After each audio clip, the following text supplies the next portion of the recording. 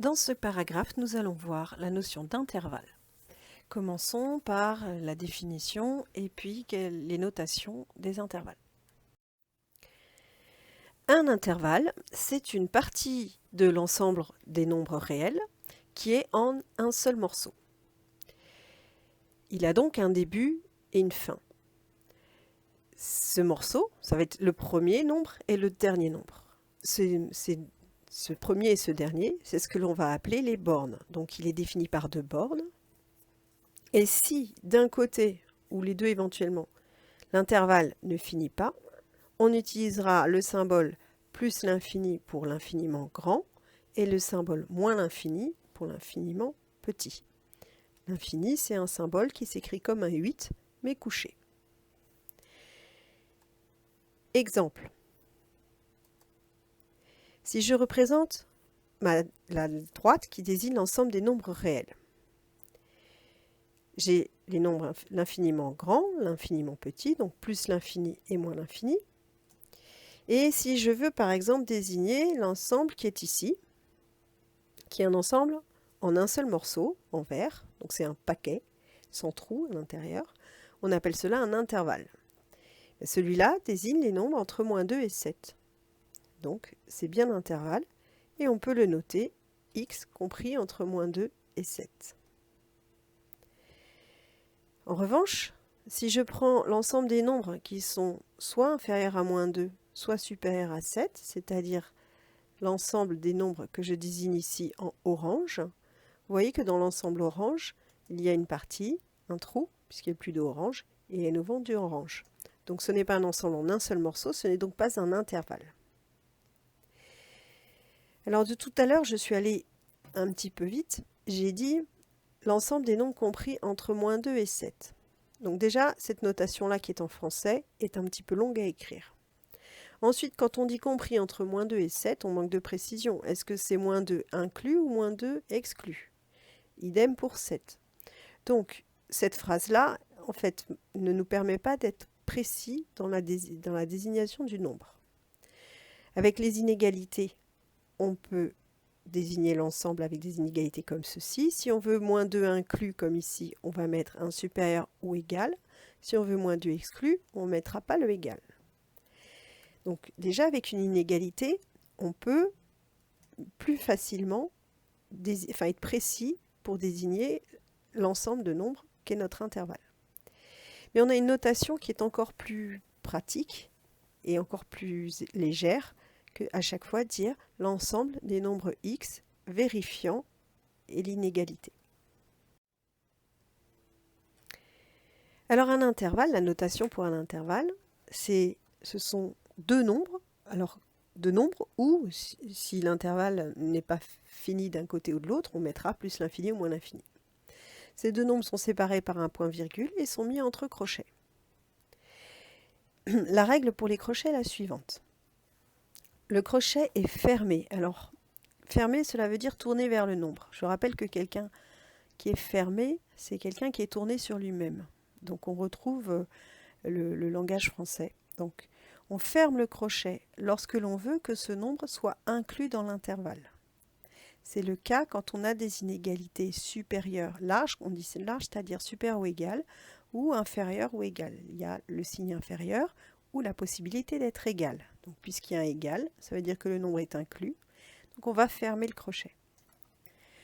On va ouvrir le crochet. Ouvert, quelqu'un d'ouvert, c'est quelqu'un qui est tourné vers les autres, tourné vers l'extérieur. Donc, on dira qu'on ouvre le crochet, on va le mettre tourné vers l'extérieur de l'intervalle, lorsque l'on veut que ce nombre ne soit pas inclus dans l'intervalle. C'est le cas lorsque soit on a une inégalité stricte, donc comme là on a strictement inférieur, le nombre, la borne qui va être ici ne sera pas incluse, ou strictement supérieur, c'est le même principe, ou alors lorsque on est en face des nombres, enfin des notations plus l'infini ou moins l'infini. Puisque plus l'infini et moins l'infini ne sont pas des nombres, on ne peut pas les prendre. Donc l'intervalle est toujours ouvert devant les symboles plus ou moins l'infini. Voyons ce que ça donne sur un exemple. Si on vous demande l'ensemble des réels x vérifiant x supérieur ou égal à moins 1. Donc dans un premier temps, vous pourrez représenter cet intervalle Et ensuite, vous utiliserez la notation. Ensuite, quand vous aurez bien compris, vous pourrez directement utiliser la notation. Donc l'intervalle, qu'est-ce que ça veut dire? Ça veut dire que j'ai toujours ma droite des réels avec moins l'infini plus l'infini, et j'ai qu'une seule frontière, c'est moins 1. Il y a marqué que x est supérieur ou égal à moins 1. Supérieur, ça veut dire qu'on est du côté droit. Donc on est ici. Et donc pour l'intervalle, en gros, ça commence en moins 1, ça finit en plus l'infini. Donc je mets le nombre moins 1, je mets le nombre plus l'infini, et je sépare mes deux nombres par un point-virgule. Pas une virgule, bien sûr, parce que si jamais j'avais un nombre décimal, j'aurais des problèmes de nombre de virgules.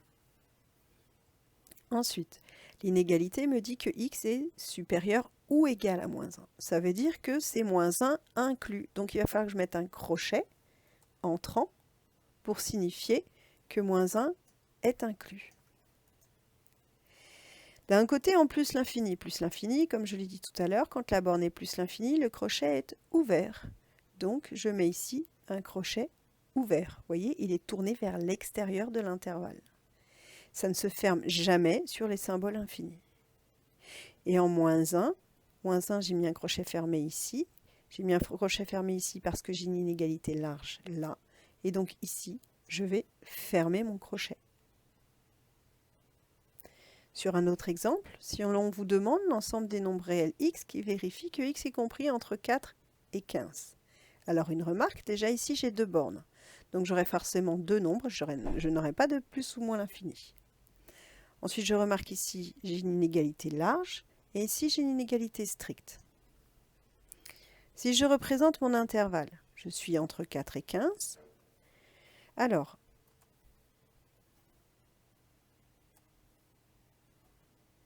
l'ensemble des réels x vérifiant x compris entre 4 et 15, ça va être un intervalle avec le nombre 4 comme premier nombre et le nombre 15 comme deuxième nombre. Je fais bien attention, il est absolument indispensable que les nombres soient rangés dans l'ordre croissant. C'est le début et la fin, il y a un ordre dans les nombres réels, donc il faut respecter cet ordre.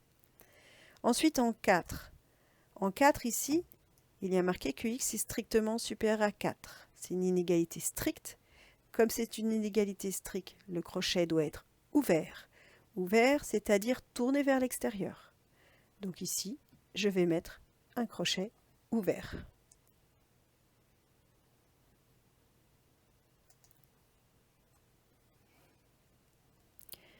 Pour x inférieur ou égal à 15, j'ai un égal. Donc ça veut dire que c'est 15 inclus.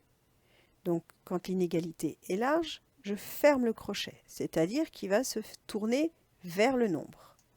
Donc ici, je vais faire un crochet qui englobe le nombre, qui est tourné vers le nombre, vers l'intervalle. Et donc ici, je vais faire le même crochet fermé. Donc j'ai un intervalle.